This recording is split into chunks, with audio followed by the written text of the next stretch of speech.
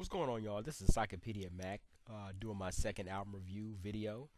I'm going to be reviewing today the Four Top's second album, which is appropriately titled. My next video I'm going to do another artist, but this album, like I said, I did buy it with a twofer, so it kind of goes hand in hand. So I'm just going to go ahead and review this album. I'm not sure who I'm going to do the next video on, but I'll just keep you posted. It's going to be a completely new video with a completely new bio. But like I said, since this album kind of goes along with the first one, I'm going to continue to I'm going to go ahead and review this album for today. So yeah, the Four Top second album released on November of 1965. Classic album, definitely a must buy if you don't have it. Everything's the first album was good, but everything just went forward 100%. How knows you're hollering, their chemistry with the Tops was getting better. The Funk Brothers instrumentation was getting better. The Four Tops were getting more and more confident with the R&B material. This is like I said, this is 65. This is where Motown really 65, 66 was Motown is when Motown really started pushing forward. So I'm gonna go ahead and with the review now. The first single they released for on the second album was "I Can't Help Myself," a classic song, released on April 23rd, 1965. Number one song in the country, number one R&B, number one pop, and reached number 10 in the UK actually. And this kind of goes along with how big Motown was becoming, not only in the States but overseas. And I'll go into that a little bit later on. One of the most popular top songs and one of the most famous Motown songs of all time. It's just that as soon as you hear the first chords of the melody, you know it's that song. It's like you'd be hard pressed to know somebody who doesn't know the words. It's very catchy, very moving beat, and like I said, how they have Levi singing in this tenor range. Just a perfect record. It got I believe the Billboard awarded it in 1965 as the record of the year. That's the big impact it had. So that was the first single they dropped on this album. On the second single they put out, it's the same old song. That was released on July 9th of 1965. That reached number 2 R&B, number 5 pop. And like I said, another classic record for them. They were kept moving forward with this. It's the same old song. It's really called that because it really is the same melody if you listen to it as "I Can't Help Myself." It's like the bass line is a little bit different, but the song is very similar. So it's really that was an idea for a song, but it's really true when you really think about it.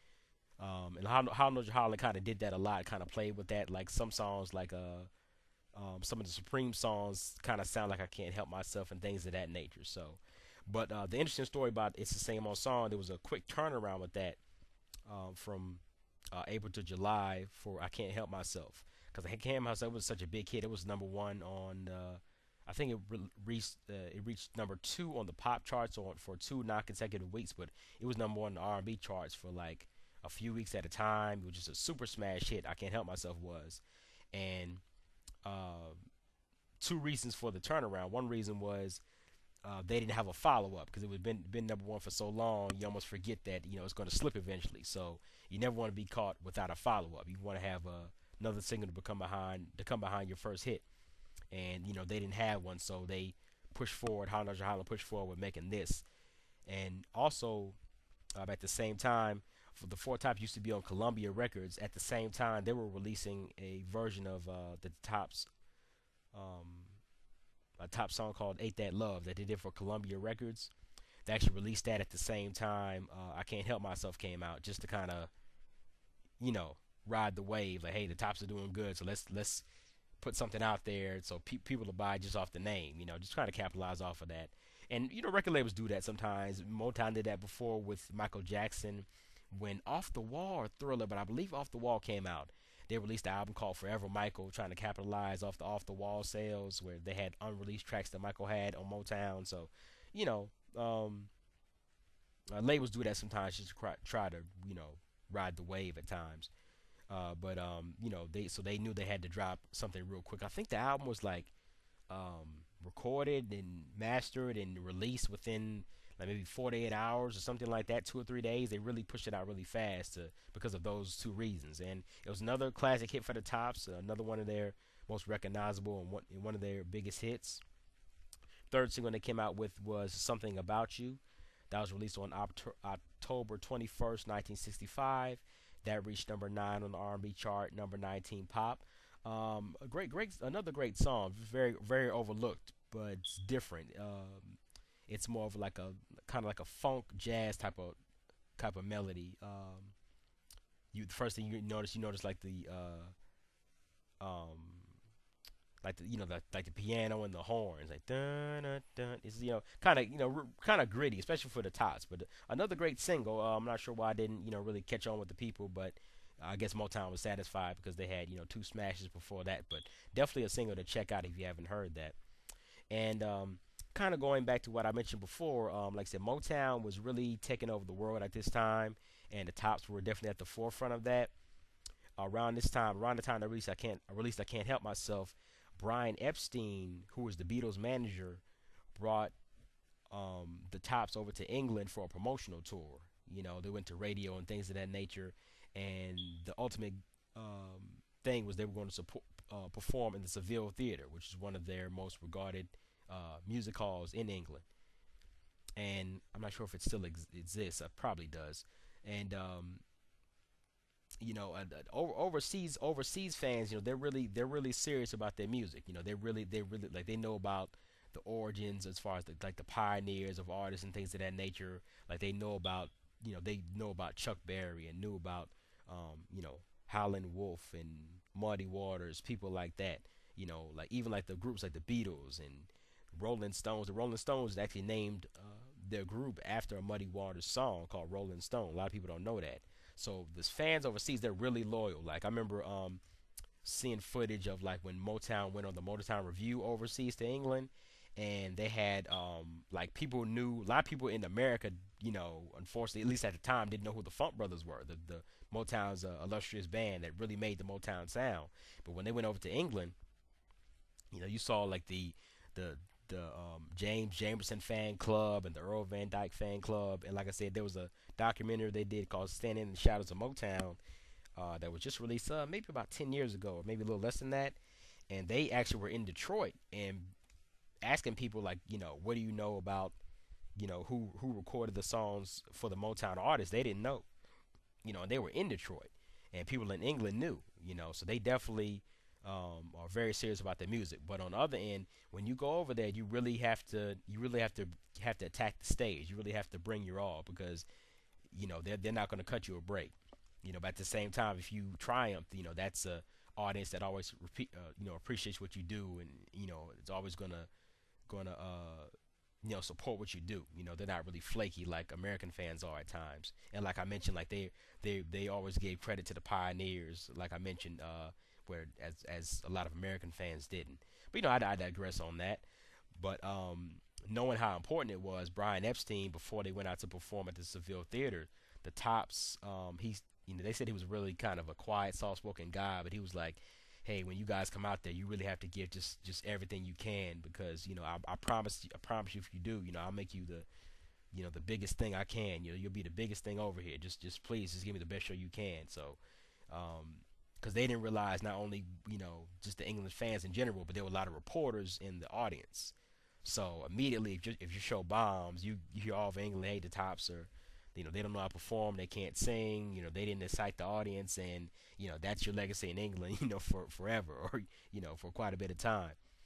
But they went out, did what they had to do, attack the stage. Duke said it was one of the best performances they ever gave. They had a few encores, and they just had the people on top of their feet. They really attacked the stage and just tore the roof off the house.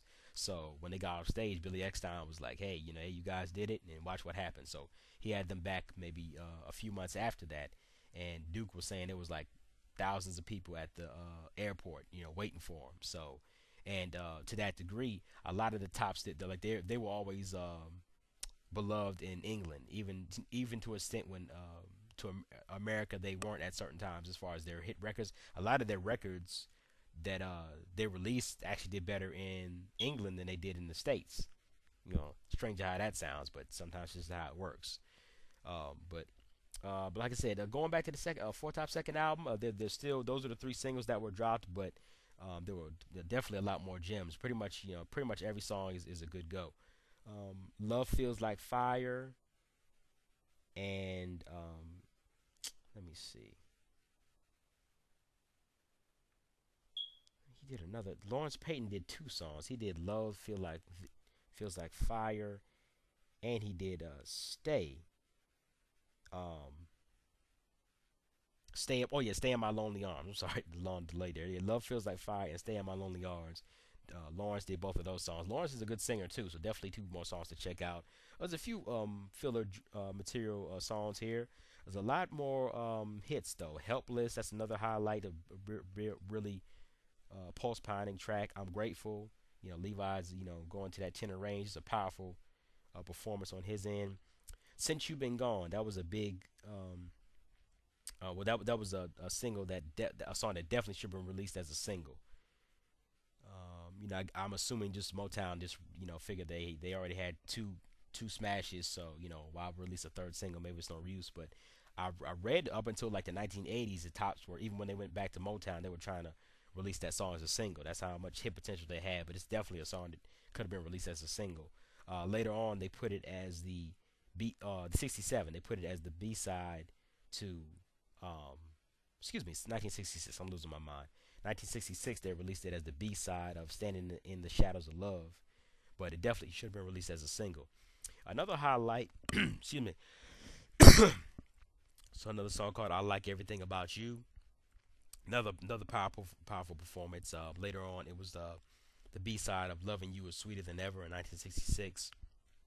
And they also performed this song on their live show from 1966. I'm going to be reviewing that sometime in the future. But another fantastic song, another song that could have been released as a single. What's funny about that is Eddie Holland.